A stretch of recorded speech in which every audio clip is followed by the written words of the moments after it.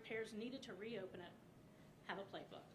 So it's going to take time to get it restored to traffic. We are wholly committed to repairing the bridge in the safest manner possible as quickly as possible. Okay? So we're going to take questions at the end of a briefing, but now I'm going to turn the microphone back over to Matt, and he is going to walk you through a few more things. Thank you. Yeah, thank you. So one thing I know we get questioned a lot about is, well, isn't this just like the Brent Spence Bridge fire back in 2020? It is very much not. In fact, when I was talking to our engineers who were involved in that incident as well, they basically told me there's really only two things that are similar between the two incidents. One, they were both bridges. Two, they both involved fires. Beyond that, very, very different. And you know, for those of you who can see the screen here, there are a couple of the differences, the key differences between Brent Spence and the 471 incident. For those of you who obviously maybe are listening to this, I will highlight a couple of the key points being, you know, unlike 471, the stability of Brent Spence was never really an issue. So that meant they did not need shoring towers to get that work done. Removing the damaged sections of the bridge, a lot like a more typical demolition than obviously what we're dealing with here on 471. You know, this section of 471 was extremely unstable as a result of the fire. Several steel components, as Kathleen mentioned, had been completely separated from the concrete deck, and this made it really impossible to properly inspect that structure until all of that was stabilized. This bridge is uniquely built. Also, as Kathleen mentioned, there's no off-the-shelf items that we're going to be able to use. This is all having to be custom made. Brent Spence had steel that was, they're called stringer beams, that are a little more standard and easier to obtain. They still had to be obtained and fabricated, and our partners at the Kentucky Transportation Cabinet did an amazing job getting that bridge reopened in 41 days. This is just not a standard bridge like that one. So there are a lot of differences that you will see between what happened on Brent Spence and what happened on 471 that certainly make this a longer timeline to get reopened. Again, everything very atypical on this one. This is just not a typical situation at all. So again, that timeline is going to be longer and the recovery time is going to be longer. Again, here's another look at the damage that we saw on the bridge here on 471. The next thing I want to talk to you about is we've gotten a lot of questions about a federal memo that came out from the Federal Highway Administration asking states to look for flammable materials being stored under bridges. This memo was actually in response to a fire under I-10 in Los Angeles back in 2023. You'll see behind me a Google Street View image. This is what was under that bridge in Los Angeles on I-10. You'll notice there are a lot of flammable materials like wood pallets, trash. There's a couple of abandoned vehicles in that image, construction materials, all of that stacked up really close to the bottom of that bridge. That is what states were asked to address, and we did. Not only did we in response to that memo, but this image is actually under US 50 in Cincinnati. This was found by an ODOT crew and removed in 2018, so 5 years before the I-10 fire. You'll notice there are a lot of items in this picture that are similar to what you saw under I-10. We've got the wood pallets, there's some construction materials, trash. These things were removed by ODOT, and this isn't the only thing. We also found some propane tanks that were up against the Brent Spence Bridge. These were removed with the help of Cincinnati Fire very quickly, and we thank Cincinnati Fire for their quick reaction to help get that situation remedied. Another thing that we found, a spool of utility conduit and plastic pipes.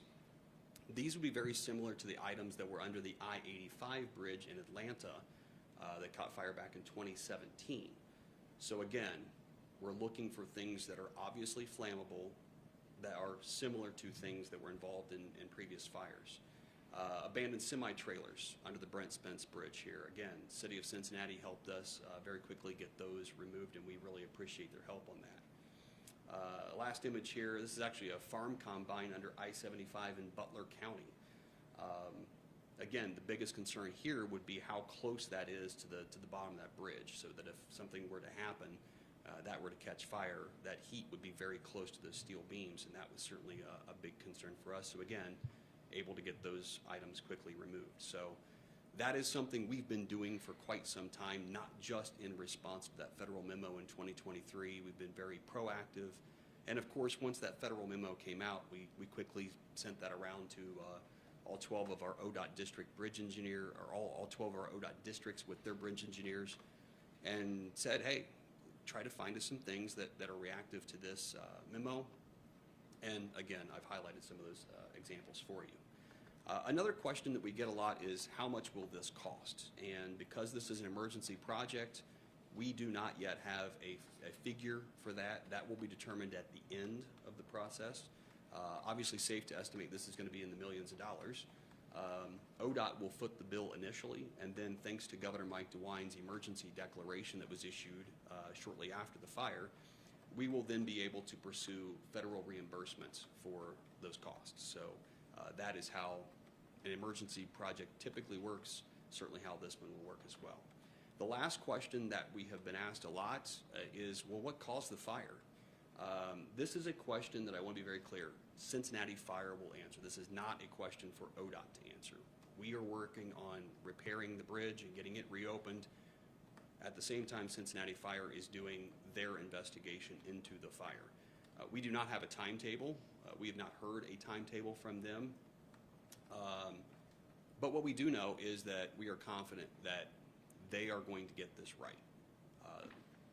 We're not in search of quick answers. We're in search of right answers. So certainly we are very interested in what they find in that investigation, and making sure that we get the right answers so we can understand at ODOT what exactly happened and what exactly burned under that bridge. It'll certainly help us to, how we do things going forward, as far as things we look for under bridges going forward. So that is all we have. We're certainly happy to answer any of your questions as we can. James. First on the cost, do you have and it might have been done differently because different states do different things differently, but in the Brent Spence situation, they allocated a certain amount.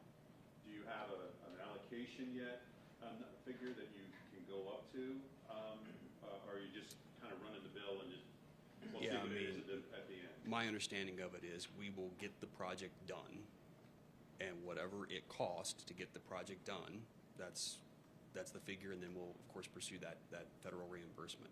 And following up on the ODOT's efforts post I-10 memo, was there any ever red flags raised about the playground equipment and the mulch and the things underneath there at the playground? So we've been asked that question, and we have looked through a lot of emails, documents from real estate, permit section. We have no records responsive to that question that's been asked. We've even reached out to former ODOT employees who would have worked here at that time, and I know there's been a report that permission was granted by ODOT. Again, we have no records that would bear that out. So just to follow up, I guess I'm more saying that since your renewed efforts, you highlighted all the things you found. Did anybody say, hey, what about that equipment, or should we take a look at that, or anything like that? No, I mean the things that we were looking for were certainly very similar to what you saw under the I-10 bridge and the I-85 bridge in Atlanta. We were looking for like wood pallets, construction materials, propane tanks. I mean, all of those things were involved in those other fires, and so certainly we're looking for examples that would be similar to what had actually happened. So when you look at some of those pictures, and then you look at a picture of what this playground was, it actually looks like there was more fuel in the playground than some of the stuff you guys actually removed. There was not a time when somebody came and said, maybe this is a situation, or an inspector said, this could present a problem. Yeah, we've found nothing that says that happened. Now, certainly, again, we'll be interested and what Cincinnati Fire Department's investigation bears out. What exactly burned and how did it burn? That's going to be very interesting to us to be able to answer that question, for example. That playground was the only thing you're aware of that was under there. That's all we know at this point, yeah. And you talked about the severe damage to this. Was that section of the bridge in danger of collapse at any point, and could it still collapse? You want to take that one? Sure. Thank you, Brian. Yes, I don't want to induce panic. I don't want anybody to worry, but yes, I mean, obviously, we didn't want to put crews on top of that to do any inspections or under it immediately after. We realized just how unstable it was. So yes, there was always the potential for it to collapse, and hence the shoring towers needed to be installed immediately so that we could, obviously we wanted to conduct those in-depth, up-close, hands-on inspections. We needed to gather as much information as we could about the damage to the bridge. We needed the shoring towers to enable our crews to be able to get there and get up close like they did afterward. And again, we still needed the additional shoring towers on the second span to the south of the ones that were installed because, again, we're going to be putting crews out there to do this demolition. And as they work on top, we want to make sure that the girders at the base, everything is still supported while they're up there working. So, yes, I again, don't want to induce panic. I don't want to induce fear, but we did have very significant concerns that that bridge was in danger of collapsing. But to be clear, you say the shoring towers. It has stabilized. Yes, it has stabilized. That's not a concern at this point. No, it has alleviated the concern. But again, we do want to make sure that everybody is mindful that, and when we're working out there doing the demolition, obviously the park, we're going to have some closures inside of the park area because we're going to extend that perimeter of closure because we don't want people in the area while they're doing demolition just because something could fall. Again, that's what lends to that surgical procedure we're talking about. Very methodical, step by step. I've watched bridge demolitions before. I'm talking about the Ohio River structures at Portsmouth and at Ironton. I was there when they were doing them. Completely different type of demolition plan in place here to make sure that the workers and everyone around is safe. And as they start pulling this bridge apart, unraveling the issues there, is there still a danger that it could collapse?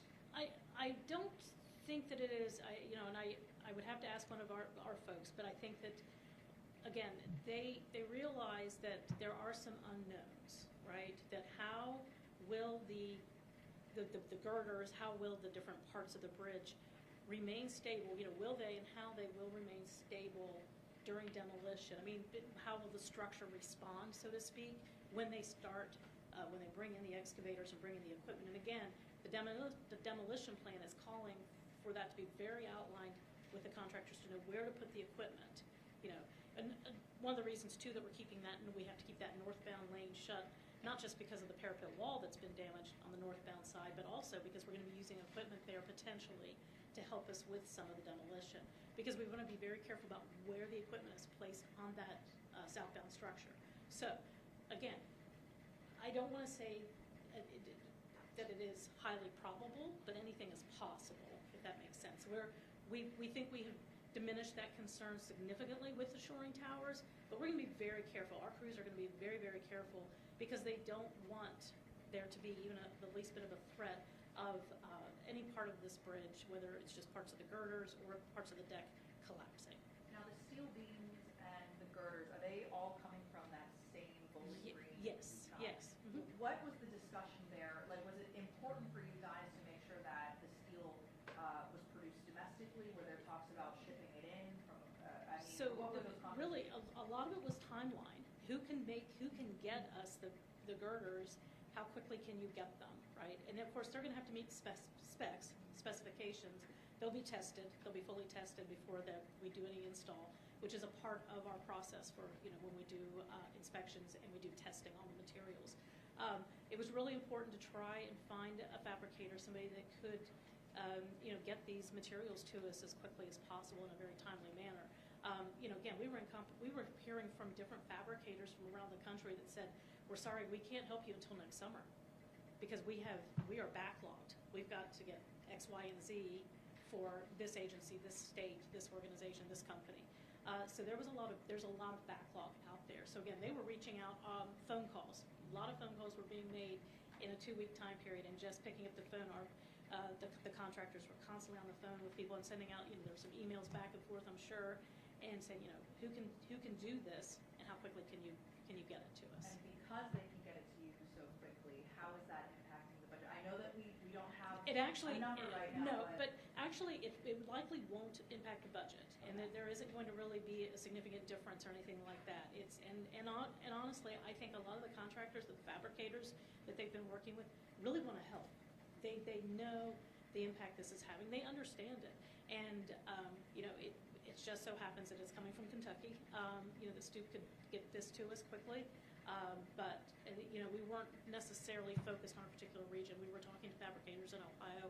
I know far as away as California even, that they were just basically who can do what for us and when. You said that the area, I know I asked this yesterday, the total area of the deck is 7,600 square feet. Do you have the dimensions of what the hole is, how long, how wide?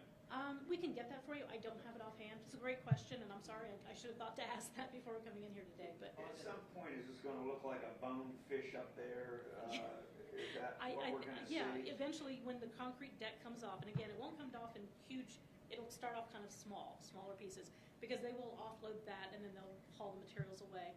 So eventually, yes, you're gonna see basically kind of a skeletal type of structure up there. On the issue of recreational infrastructure underneath bridges, have you begun to look for playgrounds, parks, any other type of infrastructure under Ohio bridges or overpasses? Have you identified any others, and are there plans to mitigate that?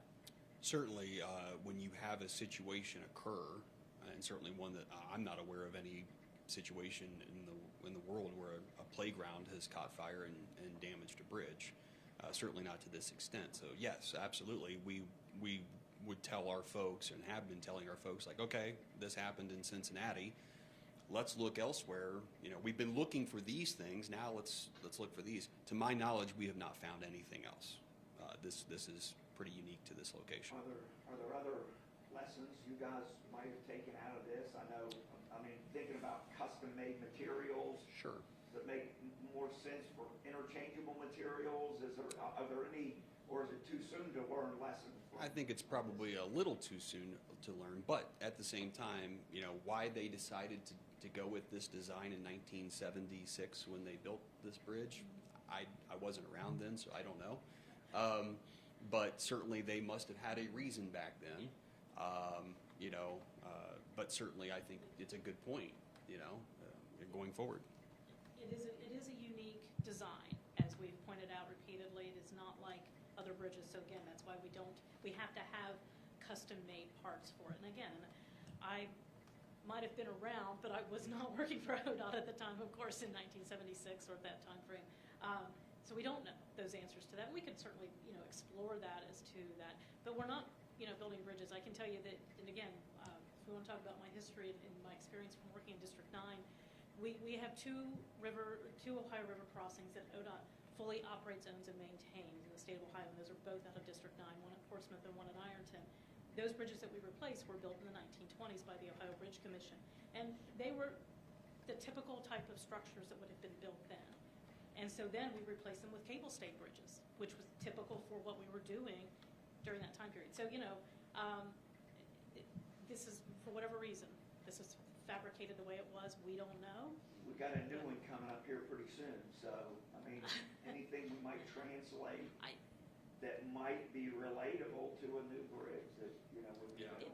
You want to take that? Or shall I? Okay, go ahead. I'll just say that, I've had a lot of people ask, well, it's been a couple years. Why haven't we seen construction on the new Brent Spence? There's been a lot of design still going on. There's a lot of design going on with that bridge. Will they look at something like that? I don't know, Brian. But, I can say even with the fabrication that they're going to do with these girders that will be replacing on 471, there is obviously some engineering that's taking place that, we've learned some things since 1976, some different designs that they can, some different standards that they can employ with this one, these replacement girders that might help us to speed up the process and also be a little more standard potentially. So yeah, it's all part of the conversation. Yeah, you guys mentioned the challenges with obtaining the material. You guys have a manufacturer for the beams and the girder. guys have a timeline in terms of how quick you need to have that material to be ready for that March 2025 opening? What's the timeline there in? Yeah, I mean, mid-January is the delivery time for that to get here to Cincinnati. So that's all been built into the schedule. We've worked it out with the manufacturer and the fabricator. That was the date they said we can commit to getting it to Cincinnati on this date. And certainly that was the component we needed to build the timeline. I know you guys have been asking for that timeline a lot, and we've been saying, well, we just don't know yet, and that's the reason. Until we knew when those materials would be here in Cincinnati to be put up, it was really hard to say, well, here's when we're going to get it done. Now that we know steel will be here in mid-January, that has helped us to be able to formulate the timeline.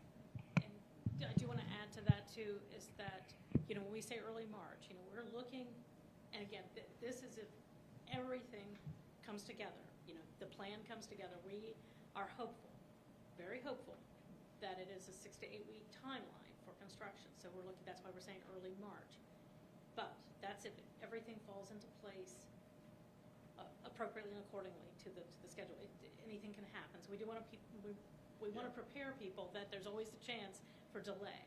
And we will be watching that, tracking that. We'll let everyone know. Trust me, this isn't the end of our conversations, and I'm sure I'm going to be talking to all of you again over the next few months and as we go through this. And I will let you know, we'll make sure that you know if there are any delays to the schedule, if anything has happened with the fabrication, if there's a holdup for any reason. We're going to be doing a lot of tracking on this, obviously from our end, not just the construction side. Yeah, and to add to that, I mean, I know, we try really hard to communicate as many details as we can. That first week after the fire, we were putting out 2 updates a day, both on our website, which is transportation.ohio.gov/471fire. We were also emailing all of those updates out to the list, and you can subscribe to that list. If you haven't, I would encourage you to do that at that website that I just gave you. We've since peeled back to sort of a daily update that usually goes out around 4 o'clock. We'll continue that. Obviously, as we get into situations where there's not a lot of new information to update, we may back off of a daily update, but certainly we will be posting every update we can post, every piece of information we can get, we want to share with everyone. So we'll be posting it on that website, transportation.ohio.gov/471fire, and we'll be emailing it. And I know all of you in the media get those emails. I hope as many people in the public that want to get those will sign up for those. We obviously also publish that on our social media, Facebook, X. So we want to get the information out to people as much as possible and keep everybody informed. Last thing, you mentioned a project of this magnitude up until this point would have taken originally 3 years, and it's taken 3 weeks. Can you just expand on that, on how that was possible and why, you did it quick, but it's still efficient? Yeah, I mean, when you think about, the public usually sees a groundbreaking, maybe a ceremonial groundbreaking, maybe they hear about it in the press release, hey, construction is going to begin on this project, and then you immediately start seeing equipment moving out there on that site, and then the project's done. I mean, that's the part that the public sees, right? What you don't see is all of the stuff that happens in the offices here at ODOT and at the contractor. Before it even goes out to bid for a contractor to build, there's a lot of work. All of that is done on the front end, and it's all part of the built-in schedule for us. We're kind of seeing it play out with Brent Spence, for example, the Brent Spence Bridge Corridor project. You guys are seeing that lead time, right? We got the grant. Now we're in the design phase. You guys are seeing the process. This is another situation where you're seeing the process. But the public typically doesn't see that with the project. So that's what we're talking about, that 3 years. There's a lot of work that happens before you get the first press release from Kathleen saying, here's construction kickoff, we're going to start this project at this point, and the equipment starts working. So yeah, we've had to compress a lot because obviously you can't plan for a bridge fire. So, it's one of those things where they've done a lot of work around the clock with a lot of people. Right. Anything not getting done that would normally have gotten done because of this? No, we're still, I can tell you that our project manager for ODOT that is working on this job, as well as our contractors who Great Lakes Construction, they have multiple jobs. I mean, Chris Tuminello, and I don't know if he's going to probably kill me for mentioning his name, But Chris is also managing our I-74, 75 Mill Creek Expressway 5B project right now. He still heads that up. Everything is still working. I mean, Great Lakes is still out there working on that. They're still, they're getting ready to start the I-75 bridge replacement, the railroad bridge replacement project over I-75 here soon. They're still working on the Norwood Lateral. We've got them contracted with 3 of our bigger jobs here in Hamilton County. They are still working. So nothing is not getting done because of this, but we are just, again, and it goes to what we said earlier, round the clock. I mean, I can tell you these guys are losing sleep over this, and it's every day, 7 days a week. Typically, when we design projects, you know, it's your typical, we say what, the 9 to 5, the 8 to 4 type of work. You come into the office and you work your day, and then you go home, and you have your weekends off, and that's your typical traditional way to design a project, not this, where it's all hands on deck. And Brian, to that point, I will also add, you know, obviously the convenience would be to get this open immediately, right? I mean, as quickly as we can. We will never sacrifice safety for convenience, ever. So there will be no corners cut. It will be a matter of just getting it done differently, quicker, with more people potentially. But everything about this bridge replacement or this bridge repair project will be done safely, and with safety as the #1 factor for everything we do. Could you send that deck out? Yeah, absolutely. Yeah, happy to do that. And then as a follow-up, you talk about keeping the public informed. Any chance of like putting up a live webcam or something like that? We've definitely People talked can about, follow along. Yeah, we've absolutely talked about that. That is something that we've had some pretty intense conversations about, like where would we put it, when would we put it. Obviously, there's going to be a period of time that the public is probably going to see not a lot going on because we will have completed the demolition, and then we're waiting for the material. So that has been part of the conversation of the when do we put the camera up. So yes, that is certainly all part of the conversation. And in addition to something like that, obviously we will be posting a lot of photos, videos that we shoot. Obviously you guys will be, I'm sure, down there quite often, updating folks on the progress as well. So, right, with the schedule, and we know demolition starts first. We start that Friday, day after Thanksgiving. They're going to hit the ground running with that. And of course, that'll take 2 to 3 weeks. So through December, you'll start seeing, you'll see a lot of activity still going on. And obviously, 471 northbound, that parapet wall that has to, 70-foot section of that has to be repaired before we can open up that lane of traffic on 471. Again, that's northbound. I want to make sure that everybody understands out in the public that we're not talking about southbound at that point in December. So you'll see a lot of activity, but toward the end of December, you may not see as much happening, and it isn't because people won't be working. It's just we are kind of in a holding pattern. We're waiting. There will be doing the initial repair work on the pier cap that has to be repaired. Again, weather, that is going to be a significant factor for us going into January, cold weather months, precipitation. But we'll let everyone know. We will certainly keep everybody informed. And again, those daily updates to say, hey, maybe this isn't, you're not seeing anything happening out, in full view at the site, but we can tell you about what's going on behind the scenes. Some of the downtime is built into that. Right, and we had no choice. Right, we have no choice with the downtime because we will be waiting on those steel girders to arrive. And another part of the timeline that we really can't shorten is once they pour that concrete deck, it has to cure. I know you guys had talked about the foundations. That had to cure for 72 hours for the shoring towers. There will be a cure period for that deck. I don't know what that is off the top of my head, but there will be a period where it's just you're waiting for that concrete to strengthen and cure. They'll probably likely, and I don't want to speak out of turn. I'm going to be careful on this. Again, we'll follow up, give you all the details as they're playing out. I'll be happy to answer questions all the time, anytime. I think I've been pretty good about trying to be responsive to you and trying not to miss calls. I apologize when I do miss them. But probably the deck will be, a couple of concrete pours, and you have to wait for each cure time. You have to give it a certain amount. You have to come back and test after you do a pour to make sure that it meets all of the measurements for that. And so then you come back in and do a second one. So those times have to be built into that construction schedule after the girders are actually installed. Will there be any other traffic impacts while you guys do these repairs? Pete Rose Way, is it going to be closed again? So potentially, especially during demolition, yes, potentially there will be, but I think we're looking at just single lane closures, not a full closure.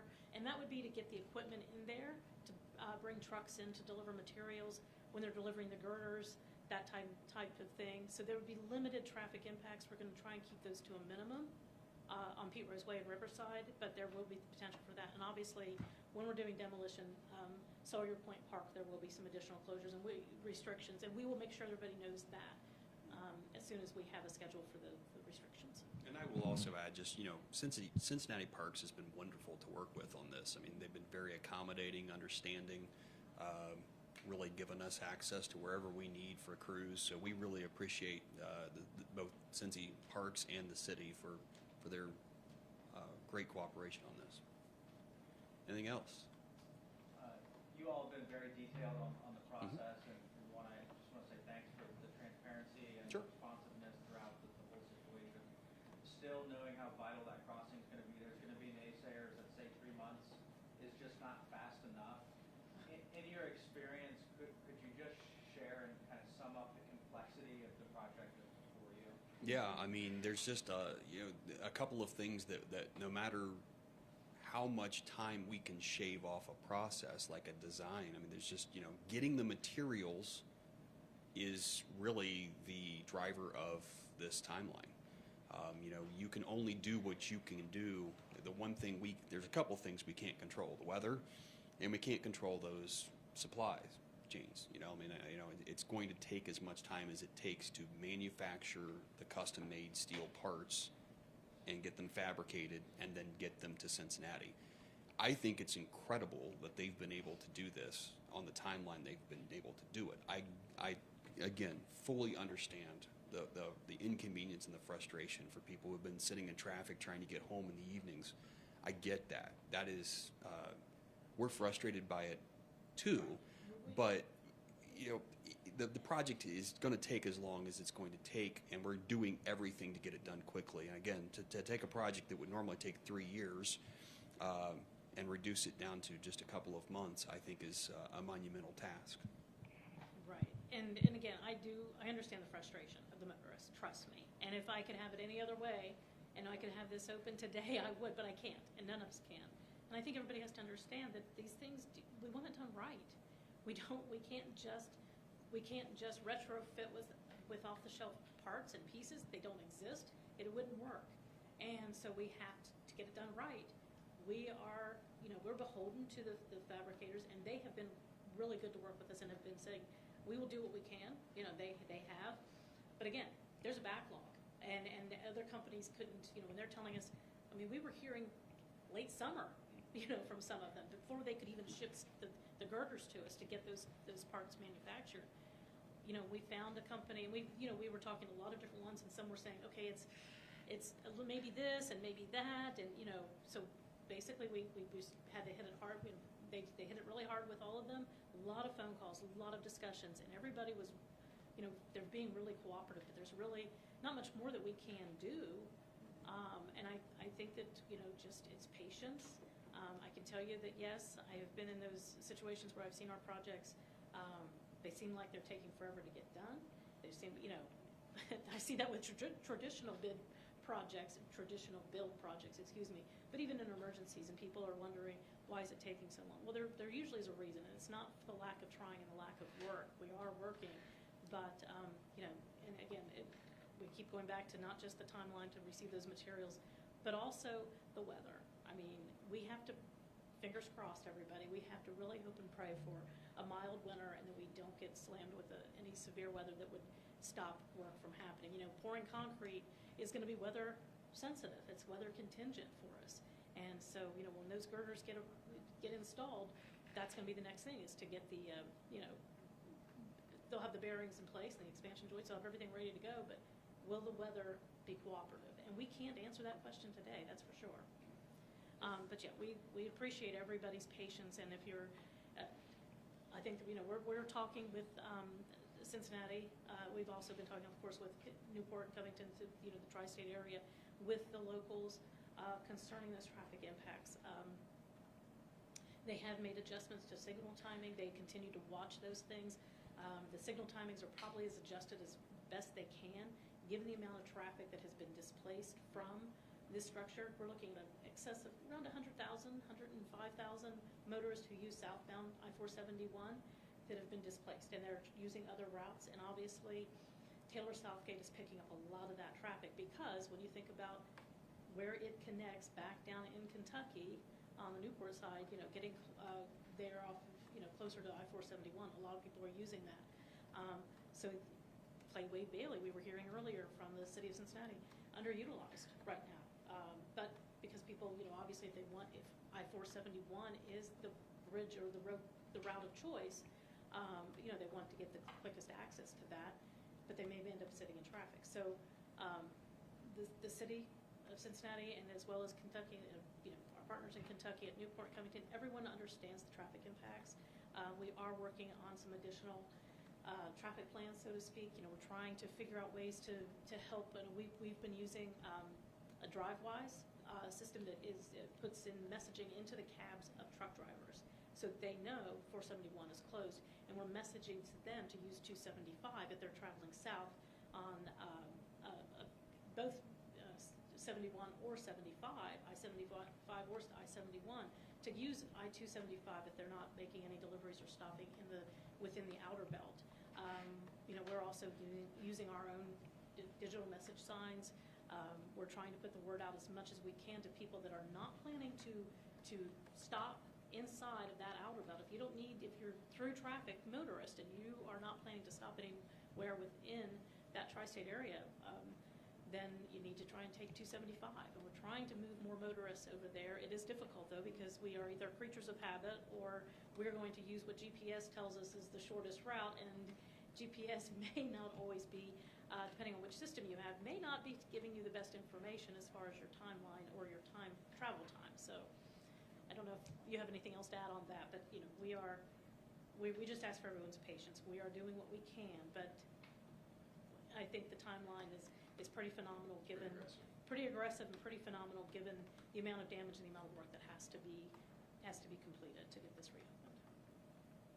Anything else? Great. Thanks for coming, guys. We Thank you. really Really appreciate it. Happy Thanksgiving, everybody. Yeah. Exciting to see the deck, I would appreciate it. Yep. If y'all want to send me an email, I pretty much respond to the emails. Or you probably have a lot of them too. Probably just more to our new stuff. I can just send you back out to the same list we sent the advisory. Yeah, that'd be fine, thank you.